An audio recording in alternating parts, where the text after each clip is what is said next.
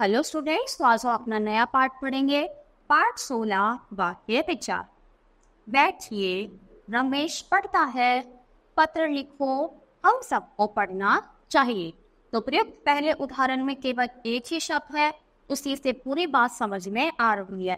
इसी प्रकार अन्य उदाहरणों से भी पूरी बात स्पष्ट रूप से समझ में आ रही है। प्रत्येक उदाहरण में क्रिया शब्द का प्रयोग किया गया है। इनकी रचना पदों से हुई है, अतः ये वाक्य है। यानी क्या होता है, जैसे बैठिए, हमें समझ आ रहा है, बैठिए मतलब कि बैठ जाएंगे। पत्र लिखो, तो ये जिनसे हमें क्या पता चल जाए, कि मतलब क्या वो कहना चाह रहा है। तो उन्हीं को हम क्या बोलते हैं, वाक्य यानी सेंटेंस। तो भाषा की लघुतम इकाई जब किसी भाव या विचार को पूर्णतः व्यक्त कर सकती है, वाक्य कहलाती है। यानी जो पूरी तरीके से अपनी बात व्यक्त कर सके, यानी हमें समझा सके, उसी को हम क्या बोलते हैं, वाक्य। अब वाक्य के भी अंक होते हैं, यानी उसके भी प्रकार, पार्ट्स होते हैं। कौन कौन से? पहला उद्देश्य और दूसरा विधेय है। तो उद्देश्य क्या होता है? वाक्य में जिसके विषय में कुछ कहा जाता हो उसे हम उद्देश्य कहते हैं, यानी जिसके बारे में बात हो रही है। तो जैसे सोहन खेल रहा है, तो इसमें सोहन के बारे में बात हो रही है, तो सोहन क्या हुआ, उद्देश्य। दक्ष पतंग उड़ा रहा है, कौन पतंग उड़ा रहा है, दक्ष। तो यहाँ पे क्या हुआ, उद्देश्य दक्ष। और विधेय क्या होगा, यानी जो करता होगा, जो भी वो कार्य कर रहा है। जैसे उद्देश्य के विषय में जो कुछ कहा जाता है उसे हम विधेय कहते हैं। जैसे सोहन खेल रहा है, तो सोहन क्या हुआ, उद्देश्य, और जो ये बाकी का बचा हुआ पार्ट हुआ, ये विधेय। ऐसी दक्ष पतंग उड़ा रहा है, दक्ष हमारा उद्देश्य, और बाकी का बचा हुआ पतंग उड़ा रहा है, क्या हुआ, विधेय। तो जो भी वो कार्य करता है वो विधेय, और जो जिसके भी बारे में बात हो रही है वो क्या होता है, उद्देश्य। उद्देश्य का विस्तार। अब देखो, हमने जैसे इसका पता कैसे चलेगा, तो कई बार वाक्यों में उद्देश्य का परिचय देने वाले को शब्द भी उसके साथ में आते हैं, इन्हें उद्देश्य का विस्तार करते हैं। जैसे सुंदर मोर नाच रहा है, तो कौन नाच रहा है, सुंदर मोर। अब की बार हमें सुंदर को भी इसके साथ ही लेना पड़ेगा, इसके साथ, उद्देश्य के साथ, यानी मोर के साथ। तो इसी को हम बोल देते हैं उद्देश्य का विस्तार। काला कुत्ता भौंक रहा है, कौन भौंक रहा है, कुत्ता। और कुत्ता कैसा है, काला, तो काला कुत्ता, ये हो गया उद्देश्य का विस्तार। ऐसी विधेय का विस्तार। तो रमेश मेरी साइकिल लेकर चला गया। रमेश क्या चला गया, मेरी साइकिल लेकर। तो ये क्या हो गया, ये हो गया विधेय का विस्तार। फिर कर्म का विस्तार। कर्म के साथ प्रयुक्त विशेषण आदि कर्म का विस्तार कहलाते हैं। जैसे सुंदर एवं स्वच्छ लेख लिखो। कैसा लेख लिखो, जो सुंदर और स्वच्छ हो। क्रिया का विस्तार। तो क्रिया विशेषण के द्वारा क्रिया का विस्तार होता है। लता मधुर गीत गाकर सुनाती है। कैसा, तो गाकर हमें सुनाती है। तो यहाँ पे गाकर क्या हुआ, क्रिया का विस्तार।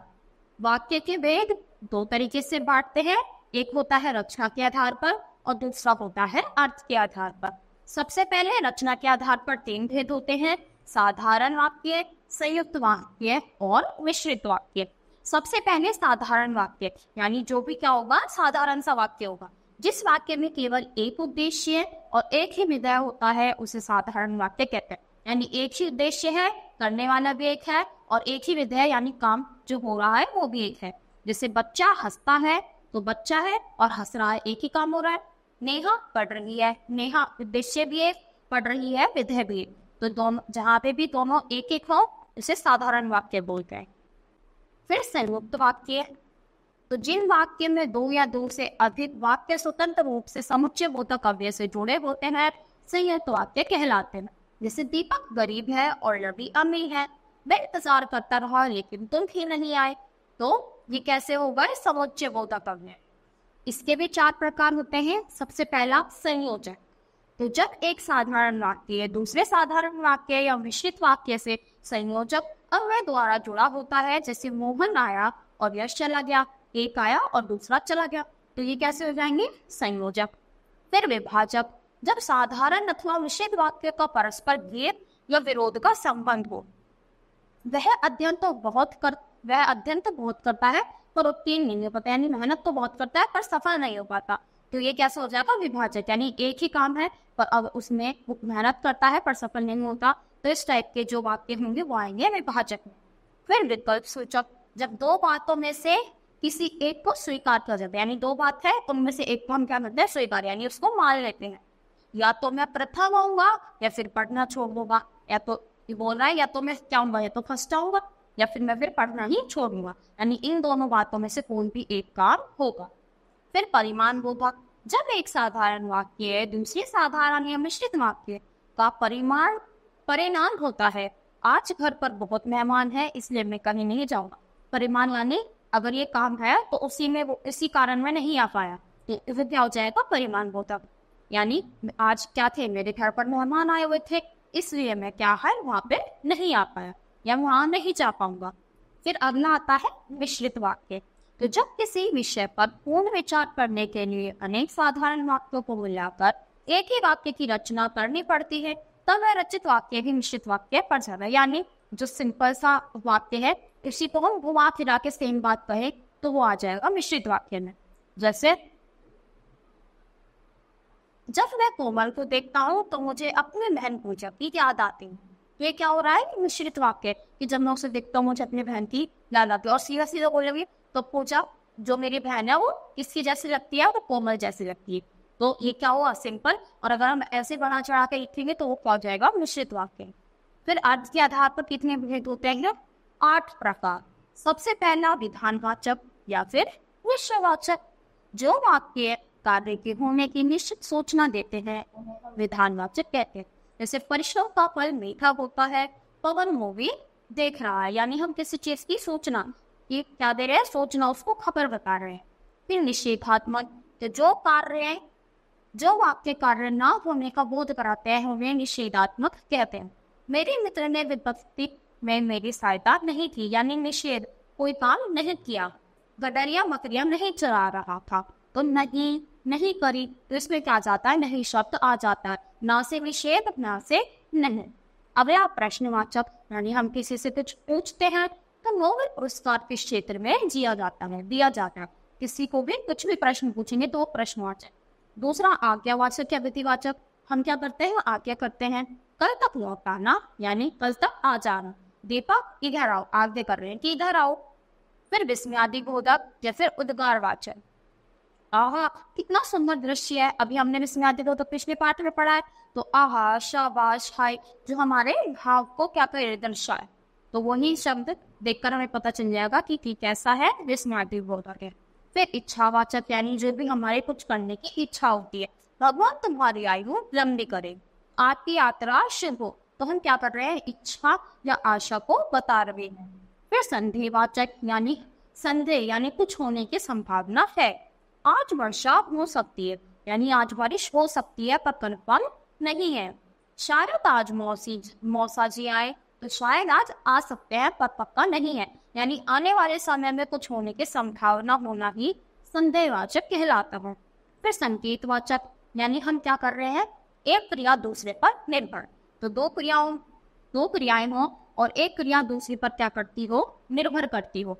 जैसे यदि धूप ना निकली तो ठंड और अधिक हो जाएगी, यानी अगर धूप आ गई तो सही हो जाएगा और धूप नहीं आई तो मौसम और ज्यादा ठंडा हो जाएगा। डॉक्टर आता तो प्राण बच जाते, यानी अगर डॉक्टर आ जाते तो क्या हुआ, ये बच सकता था। तो ये क्या हो गया, संकेत, यानी जो दो क्रियाएं हो और एक दूसरे पर निर्भर करती हो, यानी डिपेंड करती हो। फिर वाक्य विग्रह, यानी हम क्या पढ़ेंगे, विग्रह करना, उसको अलग अलग करना। कर्ता क्या होता है, जो काम करना है, विकर्ता। फिर अगला आता है कर्म, यानी जिस पर क्रिया के व्यापार का फल पड़ता है, यानी कर्ता जो भी काम करेगा। जैसे मोहन सेब खा रहा है, तो मोहन कर्ता और सेब खा रहा है कर्म, यानी जो भी काम हो रहा है। फिर क्रिया तो हमें पता है क्रिया क्या होती है, क्रिया जो भी काम होता है। सेब खा रहा है तो इसमें खा क्या हुई, क्रिया। पूरक, कुछ क्रियाओं का अर्थ स्पष्ट करने के लिए प्रयोग किए जाते हैं, यानी पूरक क्या होता है, जैसे कोई वाक्य है तो हमें वो समझ नहीं आता, मतलब उसका मीनिंग समझ नहीं आता, तो हम कुछ वर्ड्स को, कुछ शब्दों को उसमें जोड़ देते हैं तो वाक्य क्या हो जाता है, पूरा हो जाता है, और उसी को हम क्या कहते हैं, पूरक। विस्तार, विशेषण तथा क्रिया विशेषण शब्द क्रमशः उद्देश्य और विधेय का विस्तार करते हैं। किस किस का, उद्देश्य और विधेय को विस्तार में बताते हैं। सरल वाक्य का विग्रह, यानी जो क्या होगा, नॉर्मल सा वाक्य है। भारतीय सैनिकों ने पाक सेना को शीघ्र ही हरा दिया। तो देखो उद्देश्य क्या हुआ इसमें, भारतीय। कर्ता क्या हुआ, सैनिकों ने, यानी किसने काम करा, सैनिकों ने। कर्ता का विस्तार भारतीय। क्रिया हरा दिया, क्रिया का पूरक नहीं है क्योंकि हमें पूरा वाक्य का मीनिंग समझ में आ रहा है। कर्म यानी किसको, सेना को, और कर्म का विस्तार पार, और विस्तारक क्या हुआ, शीघ्र ही। ऐसी चंद्रशेखर आजाद बचपन से ही निडर थे। तो कर्ता चंद्रशेखर आजाद, कर्ता का विस्तार नहीं है, क्रिया थे, और क्रिया का पूरक निडर। अगर हम निडर शब्द गायब करते, से ही थे, क्या थे, निडर थे। कर्म नहीं है, कर्म का विस्तार नहीं है, और विस्तारक है बचपन से। तो ऐसे हम नॉर्मल वाक्य का क्या करते हैं, विग्रह। फिर वाक्य परिवर्तन, यानी इसमें क्या क्या बदलाव आता है। तो सरल, संयुक्त और मिश्रित वाक्यों को एक से दूसरे में परिवर्तित किया जाता है, ऐसा करना वाक्य परिवर्तन कहलाता। यानी जब हम एक वाक्य को दूसरे में बदलते, जैसे सरल को हमने संयुक्त में बदल दिया, या संयुक्त को सरल में, संयुक्त को मिश्रित में, तो जब हम एक दूसरे में उसको बदलते हैं, इसी को हम क्या बोलते हैं, वाक्य परिवर्तन, यानी वाक्य में बदलाव आ रहा है। जैसे देखो, साधारण में हम कैसे बोलेंगे, संयुक्त में कैसे बोलेंगे, और मिश्रित में कैसे बोलेंगे। तो मैंने एक भयंकर भूत देखा, नॉर्मल सेंटेंस है। संयुक्त में मैंने एक भूत देखा और वह बहुत भयंकर था। मिश्रित में मैंने वो भूत देखा जो बहुत भयंकर था। तो देखो वही बढ़ा चढ़ा के बाद बता रहे हैं, तो मिश्रित। और इसमें संयुक्त में क्या होता है, दो वाक्य जुड़ते हैं, और ये नॉर्मल। तो गिलास गिरकर टूट गया, गिलास गिरा और टूट गया। जैसे ही गिलास गिरा, जैसे ही गिलास गिरा कि टूट गया। अंकुर दवा लेने बाजार गया है, अंकुर बाजार गया और उसने दवा ली। अंकुर तब बाजार गया जब उसने दवा लानी। तो देखो ये तो अलग ही पहचान में पता चल जाएंगे, जो भी कैसे हैं अलग से ही लगेंगे, वो मिश्रित हो जाएंगे। संयुक्त में क्या पहचान है, और यानी दो वाक्य जुड़ेंगे, और साधारण जो नॉर्मल वाक्य होगा। तो इसी के साथ ये पार्ट है पर खत्म होता है। आज के लिए इतना ही, थैंक यू।